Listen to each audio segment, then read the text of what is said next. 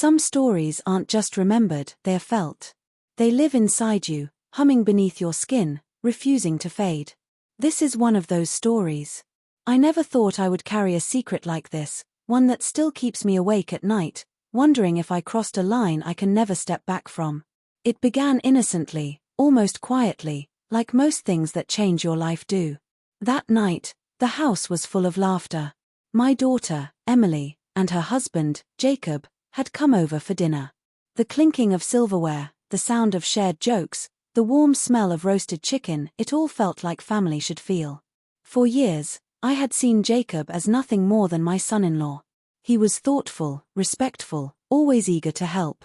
I told myself he was like the son I never had. But somewhere along the way, something shifted. As the fire crackled in the fireplace and the night settled in, I caught his gaze from across the room. He didn't look away. His eyes lingered just a second too long, and the silence between us said more than words ever could. It wasn't the cold that sent a shiver up my spine that night, it was him. Earlier, when Emily stepped into the kitchen to take a phone call, Jacob and I had been left alone in the living room. I tried to busy myself with small things, straightening pillows, adjusting the throw blanket, anything to keep my hands occupied. But then he spoke. His voice was low, almost hesitant, yet weighted with something unspoken. "You look beautiful tonight," he said. My breath caught. I froze, then managed a quick smile. "Thank you," I whispered, too softly, too nervously. We both laughed a little too quickly, trying to cover the moment that had already slipped past us. But some feelings, once they surface, can't be undone. After they left that evening, I sat alone by the fire, staring into the untouched glass of wine in my hand. My mind replayed every detail, the brush of his fingers when he passed me the mashed potatoes, the way his smile seemed to linger just for me. I told myself it was nothing. That it had to be nothing. But deep down, I knew it wasn't. The days that followed should have been ordinary. I busied myself with chores, errands, gardening, anything to quiet the echoes of that night. But then Jacob started showing up more often. At first, it was little things, dropping off groceries Emily had forgotten, offering to fix a leaky faucet, trimming a broken branch in the yard. His reasons were always innocent. His presence was not.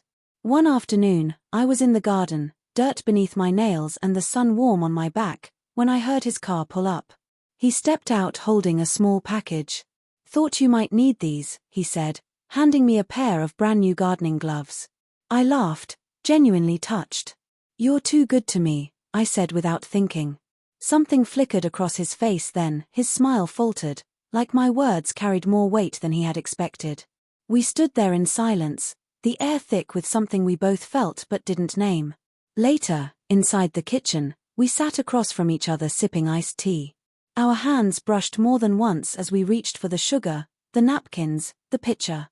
Too many times to call it an accident. At one point, he looked at me steadily and said, "You seem different lately." I swallowed hard. Happy. Or maybe not. I don't know, I admitted, my voice shaking. His hand reached across the table, fingers grazing the back of mine. I didn't pull away. "I don't want you to be lonely," he said softly. "I'm not," I lied. He looked at me as if he could see through every word. "You deserve to be happy," he said, his voice low but steady. That night, after he left, I stood by the door for a long time. My hand still tingled where his touch had lingered.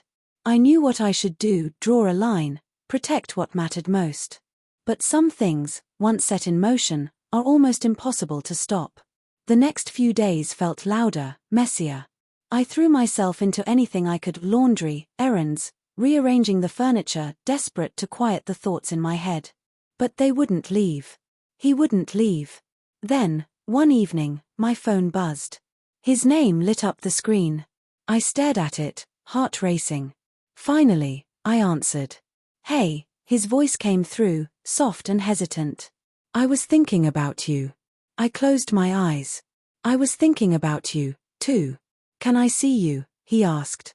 I hesitated only a second before saying, "Yes." A short while later, headlights appeared in the driveway. My chest tightened as a knock sounded at the door.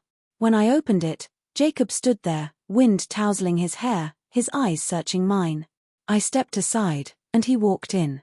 The house felt different instantly, quieter, yet charged with a tension that seemed to hum against the walls. We sat in the living room, the fire casting shadows around us.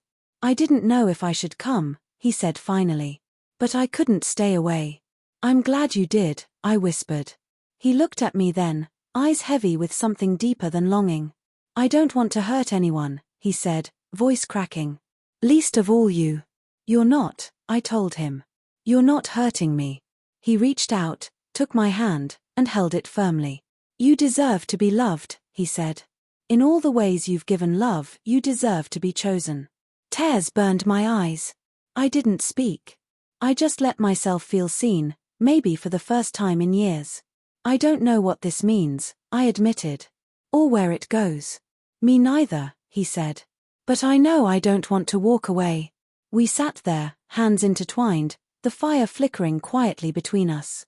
He stood then, gently pulling me up with him. For a moment, I thought he would kiss me. Instead, he wrapped his arms around me, steady and warm, his chin resting lightly on my head. We stayed like that for what felt like forever, breathing in sync, hearts speaking louder than words ever could. Finally, he pulled back. "I'll go," he whispered. "Not because I want to, but because you deserve time. We deserve to do this right." At the door, he turned back, eyes steady. "I'll be here. Whenever you're ready." And then he was gone. I stood there, heart aching and full, knowing that whatever this was, it had already begun. Not in chaos, not in scandal, but in the quiet recognition of being seen, of being wanted, of choosing and being chosen. And that's what still haunts me. Because once you've felt that kind of connection, you can never truly unfeel it.